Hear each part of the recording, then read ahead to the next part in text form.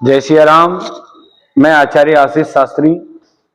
आज हम बात करेंगे कि दीपावली के उपलक्ष्य में आपको घर पर मां लक्ष्मी का पूजन किस प्रकार से करना चाहिए। सामान्य रूप से सभी दीपावली का पूजन करते हैं और सभी अपने तरीके से बहुत अच्छा करने का प्रयास करते हैं।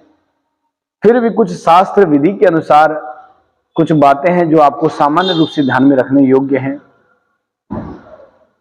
इस बार जो दिवाली है वो 12 नवंबर 2023 रविवार के दिन है।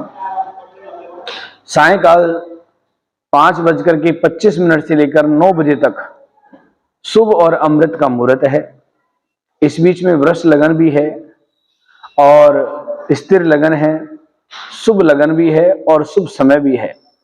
सामान्य रूप से घर पर इसी काल के अंदर, प्रदोष काल के अंदर सायंकाल ही पूजन किया जाता है और ये पूजन सर्वश्रेष्ठ होता है। आप सायंकाल पूजन करने से पूर्व स्नान आदि से निवृत्त हो जाएं। स्नान आदि से निवृत्त होने के पश्चात में पूजन की थाली को बड़े प्रेम से सजा लीजिए। उस पूजन की थाली में रोली, मोली, धूप, जनेऊ, सुपारी, लौंग, इलायची, चावल, फूलमाला, फल, मिष्टान, फल आदि सभी प्रकार की जो सामग्री आपके पास में उपलब्ध है उनको आप पूजन करने से पहले ही सजा लीजिए। विशेष रूप से एक बड़ा देसी घी का दीपक और एक बड़ा दीपक तेल का ये अवश्य जलाना चाहिए। एक चौकी पर लाल कपड़ा बिछाएं। लाल कपड़े के ऊपर गणेश जी, लक्ष्मी जी, भगवान लक्ष्मी नारायण को विराजमान कीजिए। मध्य के अंदर चावल से आप उस लाल कपड़े पर स्वस्तिक सातिया का चिन्ह बना लें और 2 डंडे स्वस्तिक के इधर शुभ लाभ और रिद्धि सिद्धि के भी अंकित कर लीजिए। ये आप सामान्य रूप से अगर थाली में पूजन करना चाहते हैं तो थाली में स्वस्तिक बना लें, लेकिन चौकी पर कपड़ा बिछा करके उनको आसन बिठाकर करेंगे तो बड़ा सर्वश्रेष्ठ होगा। और भगवान के दाहिने और नीचे चावल रखिए। उस चावल से अष्टदल कमल, 8 प्रकार का जो है कमल का आकार बना लीजिए। उस पर एक लोटा रखिए, लोटे में जल, उसमें एक सुपारी, एक का सिक्का डाल लीजिए। लोटे पर भी भगवान गणेश जी का स्वस्तिक चिन्ह बना ले और नारियल पर मोली लपेट करके आम के पत्ते कलश में लगा करके वहां पर कलश स्थापना करें। भगवान गणेश जी, लक्ष्मी जी के राइट साइड में दाहिने और देसी घी का दीपक और बाएं तरफ सामान्य रूप से तेल का दीपक जलाना चाहिए। तेल का दीपक और घी का दीपक इतना बड़ा हो कि सारी रात आपका वो दीपक चलता रहे। सर्वप्रथम गंगा जल से मिला हुआ जल एक लोटे में रखकर पे और सबके ऊपर छिड़के और आचमन करें। ओम केशवाय नमः, ओम माधवाय नमः, ओम नारायणाय नमः। इस आचमन को करने के पश्चात में हाथ धो लें, दीपक जलाइए और दीपक भी गंध, अक्षत, पुष्प दीपक का पूजन करके प्रणाम करें। उसके पश्चात में अपने मस्तिष्क पर तिलक करें। परिवार के जितने भी सदस्य बैठे हुए हैं सब पर तिलक कीजिए। ये तिलक अलग से कटोरी में ले लीजिए, अपने ले लीजिए और भगवान के लिए तिलक अलग हो। आप धर्मपत्नी सहित पूजन कर रहे हैं तो आपकी धर्मपत्नी आपके राइट साइड में बैठनी चाहिए, आपके दाहिने ओर। उसी प्रकार से गणेश जी और लक्ष्मी जी को आप विराजमान कर रहे हैं तो गणेश जी के राइट साइड में मां गौरी का स्थान होता है, उसी के रूप में मां लक्ष्मी जी का स्थान होता है। तो गणेश जी के महाराज के राइट में दाहिने ओर मां लक्ष्मी जी को विराजमान कीजिए और हाथ में अक्षत पुष्प लेकर के, अगर आपको मंत्र नहीं आते हैं तो आप गणेश जी महाराज से प्रार्थना करके और उनको गणेश जी महाराज के चरणों में श्री गणेशाय नमः, ओम महालक्ष्मी नमः, श्रीमन महागणाधिपति नमः, इस प्रकार उच्चारण करके आप गणेश जी के चरणों के अंदर वो छोड़ दीजिए और मनी मन प्रार्थना कीजिए कि प्रभु आप यहाँ पर विराजमान हो और हमारे इस पूजन को स्वीकार करें। सर्वप्रथम उनको आप स्नान कराइए, 4 बार जल छोड़िए। उसके पश्चात में मोली का वस्त्र पहनाइए, मस्तिष्क पर तिलक कीजिए और मस्तिष्क पे तिलक करने के पश्चात में चावल लगाइए। चावल लगा करके फूल माला पहनाएं। फूल माला पहना करके आपकी जो पूजन की थाली के अंदर हल्दी की गांठ, इत्र, कमलगट्टा, ये आप बड़े प्रेम से गणेश जी महाराज के चरणों में चढ़ा दीजिए। धूप दीप दिखा करके जो भी आप मिष्टान लाए हैं उस मिष्टान का भोग लगाएं। भोग लगाने के पश्चात में आचमन करवाएं और फिर फल चढ़ाएं।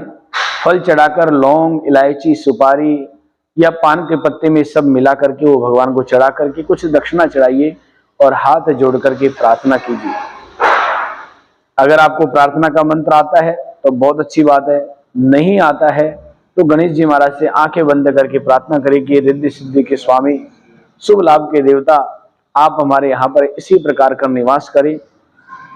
ऐसा कहकर के आप उन्हें प्रणाम करें और प्रणाम करके पुष्प उनके चरणों में छोड़ दें। सबसे पहले गणेश जी महाराज का पूजन करना चाहिए, गणपति जी महाराज और गौरी का। फिर उसके पश्चात में जो आपने कलश स्थापना किया है उस कलश का पूजन इसी प्रकार से करें। इसे षोडशोपचार पूजन पद्धति कहते हैं। इसमें भगवान को स्नान करवाना, चंदन तिलक लगाना, वस्त्र पहनाना, यज्ञोपवीत पहनाना, धूप दीप नैवेद्य पत्र पुष्प फल ये सारे चढ़ा करके दक्षिणा चढ़ा करके प्रणाम करना चाहिए। इसके पश्चात में फिर लक्ष्मी नारायण भगवान, माँ लक्ष्मी जी के साथ में भगवान विष्णु का पूजन करने का प्रावधान है। सब लोग जो है गणेश जी और लक्ष्मी जी का पूजन एक साथ कर देते हैं, लेकिन गणपति जी महाराज और गौरी का पूजन एक साथ किया जाता है। और फिर कलश के साथ में जितने भी आपके मंदिर में स्थापित देवता हैं, ठाकुर जी महाराज हैं, भगवान भोलेनाथ जी विराजमान है, आपके इष्ट देवता है भगवान श्री रामचंद्र जी महाराज विराजमान है, उन सब का पूजन करना के विधान है। और पूजन करने के पश्चात में माँ लक्ष्मी का पूजन करें। माँ लक्ष्मी का भी इसी प्रकार में हाथ में चावल लेकर के माँ लक्ष्मी जी का मंत्र पढ़ें और उनसे प्रार्थना करते हुए वापस इसी प्रकार से उनका स्नान आदि से कार्य करके पत्र पुष्प फल चढ़ा करके और प्रणाम करके, विशेष रूप से अगर कमल का फूल अगर आपके पास में है तो कमल का फूल चढ़ाइए। 11 कमल गत्ते माँ लक्ष्मी जी के मंत्रों का ओम महालक्ष्मी नमः सामान्य रूप से इसी का उच्चारण करते हुए माँ लक्ष्मी जी के चरणों में चढ़ाइए। हल्दी की गांठ, धनिया साबुत, ये सब आप माँ लक्ष्मी जी के चरणों में चढ़ा करके, कई परिवारों में जैसे जैसे कुल परंपरा के अनुसार पूजन होता आया है उसी प्रकार से उसे फॉलो करें। जैसे आपके परिवार में पूर्व पीढ़ी से चली आ रही है परंपरा, उसको खंडित नहीं करें। जैसे आपके माता पिता ने बताया है, जैसे जैसे पूर्वज करते हुए आए हैं, कई परिवारों में परंपरा के अनुसार दीपक लगा करके और आंच करके माँ लक्ष्मी जी का आह्वान किया जाता है। माँ लक्ष्मी को बुलाते हैं उसमें और अंगारे में बुला करके फिर माँ लक्ष्मी को भोग दिया जाता है। वो भी सर्वश्रेष्ठ परंपरा है। उसके अनुसार भी माँ लक्ष्मी को भोग लगाएं और भोग लगाने के पश्चात में माँ को प्रणाम करें, प्रार्थना करें कि माँ लक्ष्मी सदैव हमारे परिवार पर कृपा बनाए रखें, आपका सदैव वास हो। इस प्रकार से प्रार्थना करके फिर आरती करनी चाहिए। पहले गणेश जी महाराज की आरती करें और फिर महालक्ष्मी जी की आरती करें। इतना कार्य करने के पश्चात में आरती करने के बाद जो लोटा है जल का वो आरती पे घुमा करके भगवान पर जल छिड़के और स्वयं सभी पूरे परिवार पर जल छिड़के पुष्पांजलि के मंत्र चढ़ा करके फिर माँ को साष्टांग दंडवत प्रणाम करें। इस पूजन के अंदर कमलगट्टा, कमल के फूल, कौड़ी और धनिया, हल्दी की गांठ माँ लक्ष्मी जी के चरणों में अवश्य चढ़ाएं, ये चढ़ाना ना भूलें। विशेष रूप से आपकी तिजोरी के अंदर कोई स्वर्ण मुद्रा है, चांदी के सिक्के हैं, वो भी उस पूजन के अंदर सम्मिलित अवश्य करें और उनको करने के पश्चात में फिर आप वापस तिजोरी के अंदर रख सकते हैं।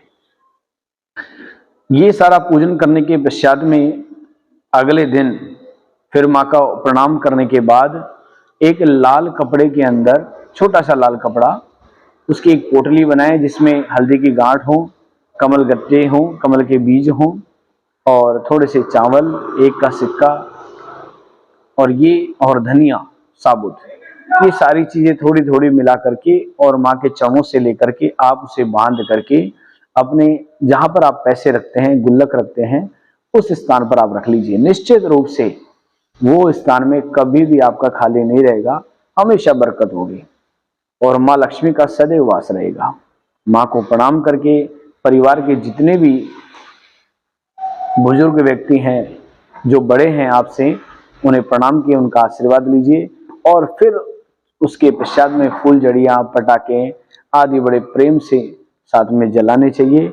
इस प्रकार से दीपावली का पर्व आपके लिए मंगल कारक सिद्ध होगा। इस विधि के साथ अगर आप पूजन करते हैं, बड़ा सर्वश्रेष्ठ है।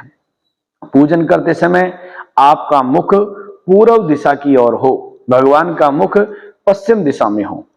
आपके मकान के अंदर आप खड़े हो जाएं और वहां से नॉर्थ ईस्ट डायरेक्शन, ईशान कोण के अंदर जो कमरा हो या आपने जो मंदिर बना रखा है, उस स्थान पर वहां पर पाटा लगा करके पूजा करें। ऐसा करने से निश्चित रूप से माँ लक्ष्मी सदैव आपके घर पर वास करती है और कृपा बनाए रखती है।